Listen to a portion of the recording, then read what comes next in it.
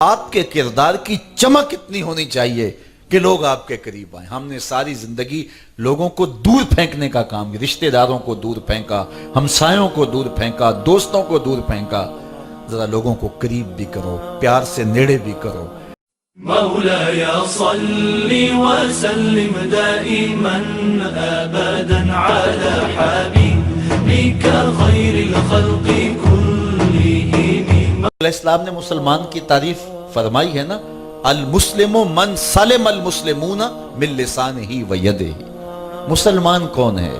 جس کی نمازیں بڑی لمبی ہیں، جس کے سجدے بڑے طویل ہیں، جو ہے وہ لمبے لمبے چلے اور وظیفے کرتا ہے۔ نہیں، حضور نے مسلمان کی سادہ سی تعریف کی ہے۔ مسلمان وہ ہے جس کے ہاتھ سے اور جس کی زبان سے دوسرا مسلمان محفوظ رہے۔ یہ مسلمان کی تعریف کی ہے۔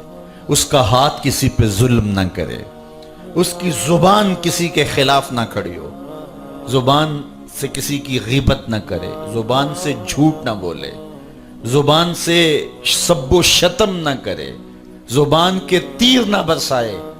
کہتے ہیں جراحات السنان لہو تیام ولا یلتام ما جرح اللسان۔ جو نیزوں کے زخم ہیں وہ ایک دن بھر جاتے ہیں، لیکن جو زبان کے لگے ہوئے زخم ہیں وہ کبھی نہیں بھرتے۔ تو اپنی زبان کو رحمت بنائیں، کسی کے لیے اذیت نہ بنائیں۔ چلتے چلتے بات کر دی اور اس کو اذیت میں مبتلا کر دیا اور تمہاری معمول کی کارروائی تھی۔ اس زبان کو قابو میں رکھو، اس زبان کو کنٹرول میں رکھو۔ میرے حضور نے فرمایا جو تمہارے دو جبڑوں کے درمیان ہے اور جو دو ٹانگوں کے درمیان ہے، یعنی تمہاری پارسائی کی جگہ، تم ان دو چیزوں کی مجھے ضمانت دے دو، میں محمد تمہیں جنت کی ضمانت دے دیتا ہوں۔ تو اس زبان کو قابو میں رکھنا ہے، اس سے کسی کو اذیت نہیں دینی۔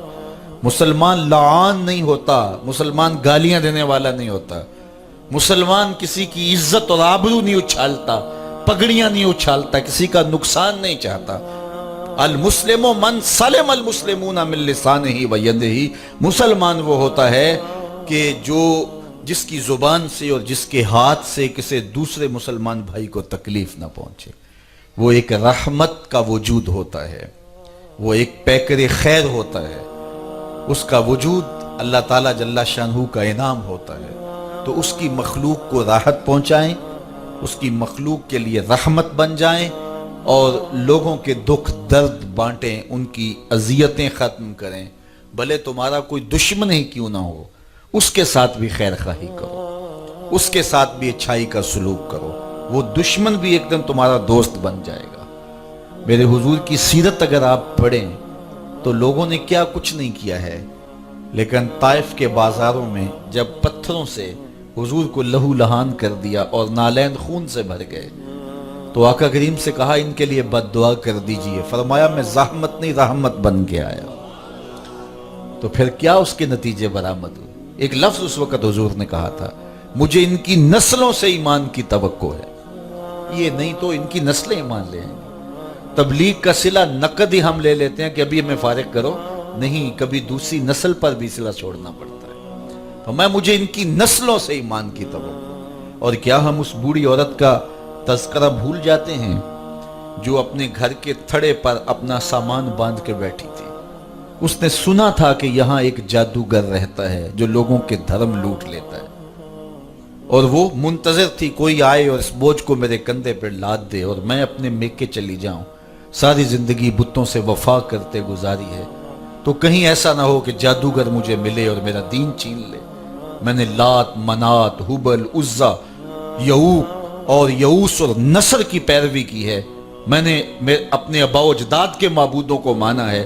سنا ہے جو اسے ملتا ہے اس کا دین ہی لوٹ لیتا ہے۔ تو میں شہر ہی چھوڑ جاتی ہوں، ساری عمر بتوں کی وفا میں گزاری، میرا بڑھاپا خراب نہ ہو جائے، میں چھوڑ جاتی ہوں شہر کو۔ منتظر بیٹھی تھی سامان رکھ کے کہ حضور ہی آ گئے۔ سامان دیکھا تو کہا کہ بڑھیا نے کہا کہ بھتیجے یہ سامان میری کمر پہ رکھ دو۔ حضور نے سامان اٹھایا، بھاری تھا، بڑھیا کو دیکھا تو کمزور تھی، لاٹھی ٹیک کے چل رہی تھی۔ کیسے حضور گوارا کرتے کہ اس کی کمر پہ رکھ دیتے؟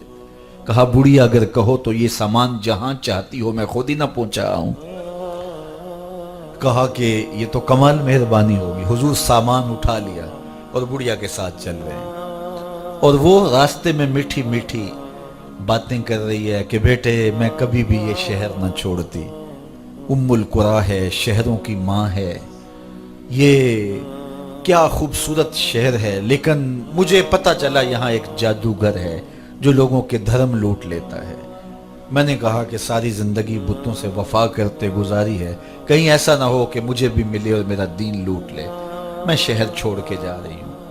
اور اس طرح باتیں کرتی جا رہی ہے اور حضور سن رہے ہیں، کوئی بات نہیں کہی کہ یہ پڑا تیرا سامان۔ حضور چلتے گئے، جب منزل پہ پہنچی حضور نے سامان سپرد کیا اور الوداع کہہ کے واپس پلٹنے لگے تو بڑھیا نے کہا بچے اپنا نام تو بتا جا، میں جب اپنے میکے گاؤں بتاؤں گی کہ میں مکے کو چھوڑ کے آئی ہوں، وہاں جادوگر آیا ہے جو دھرم لوٹتا ہے لوگوں کے، تو لوگ مکے کے بارے میں جذبات اچھے نہیں رکھیں گے، تو ہو سکتا ہے کہ وہ اہل مکہ کو گالیاں دینے لگ جائیں۔